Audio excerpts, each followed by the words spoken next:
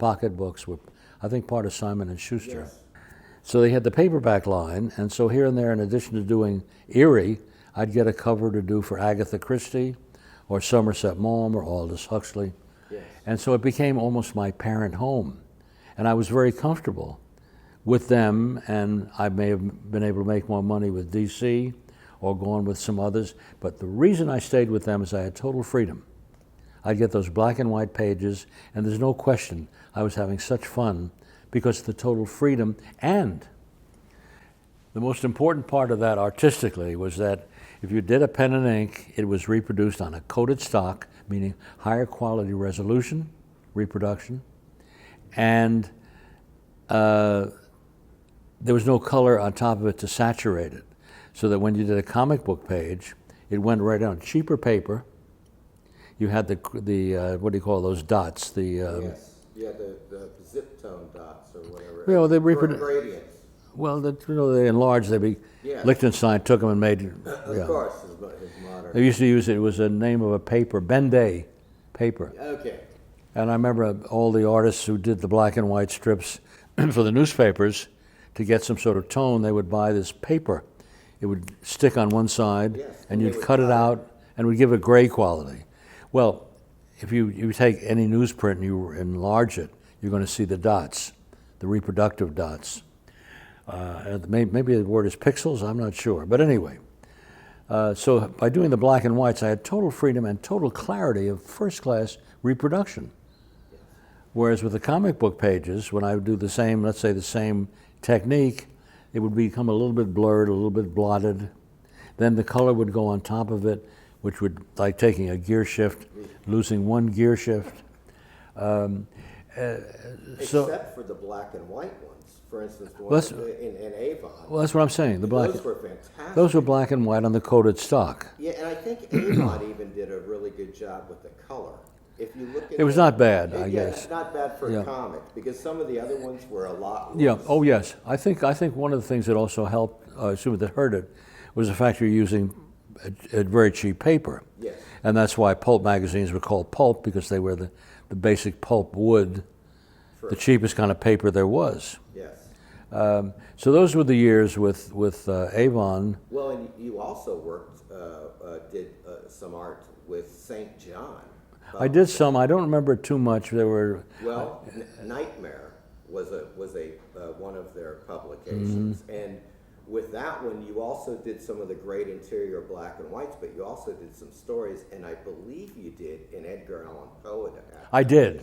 You're absolutely right. And it could have been Telltale. No, it's interesting. You're quite right. I had forgotten it, but when Jim Vanderbank put that book together about 10 years ago, it was called The Artist's Journey. Everett Raymond Kinstler, from pulps, so forth. And he came across stuff that I had, when I say forgotten, as soon as I saw it, I said, oh, that's definitely mine. It's like when the book you just gave me, when I thumbed through and said, oh, that python, I remember that. Yeah. So I guess I did. Someone said to me, what was inspiration?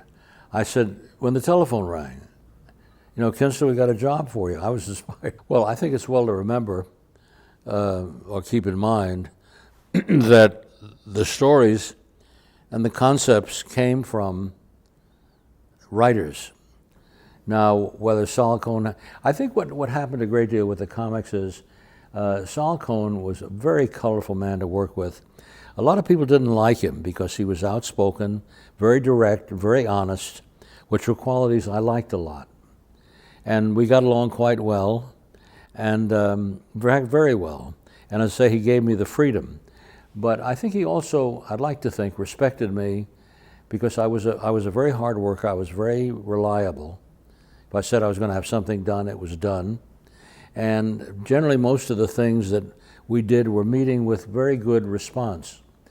But what would happen often is Sol would call me and say, there's a great interest now in crime, or there's a movie's come out like The Blackboard Jungle dealing with rape and school, and we're going to put out a one-shot on that, or on prison. And so and then the other area, which doesn't connect necessarily with this, is very often I'd get a job to do for Avon, which was to promote a movie. For instance, There was a movie made with Glenn Ford and Edward G. Robinson called Destroyer. And they had worked out a package deal with maybe Columbia Pictures that to coincide with the release of the movie, Avon would do a paperback on the story called Destroyer, and he'd commission a writer, and then so they'd get Matt Glyden to come in and write a book on this, and then they'd get Kinstler to do a comic book on Destroyer. So the book would be sold, the comic book would be sold and distributed, and at the same time the movie came out. So I was doing a lot, including a dreadful movie called The Conqueror, with John Wayne playing Genghis Khan. I quit midway through that one and let somebody ink it. It was a little too much even for me. So I think when you say Pit and the Pendulum, and a lot of those stories, they were engineered and created and conceived because there was an interest in that genre. It was that simple. And I was a gun for hire. You know that song, when I'm not near the girl I love the girl I'm near. And so I was a jobber, and I loved doing all of it. Yes. Don't misunderstand me. I didn't knock things out. But the great appeal constantly, and it's not unlike today to some reason, some sense, that there's always been a market for romance and for cowboys. And so that was always a very steady thing. And so I went to work then for Western Printing, which was serviced by Dell. And those were, in many ways, I think, my artistically, the greatest satisfaction I ever got was, without question, the freedom of those black and whites. And I was doing a lot of pulp illustrations at the time, which were not unlike those, but they were one illustration. And dry brush, because of the reproductive qualities, the pen would have blotted out and glutted, whereas the dry brush was able to maneuver and reproduce what I wanted. But that was all happening simultaneously, and I guess I just moved with the flow as it happened. Mm-hmm, mm-hmm. Well, the Edgar Allan Poe stories, for instance, there were many of those that were adapted because he's constantly being adapted in every medium.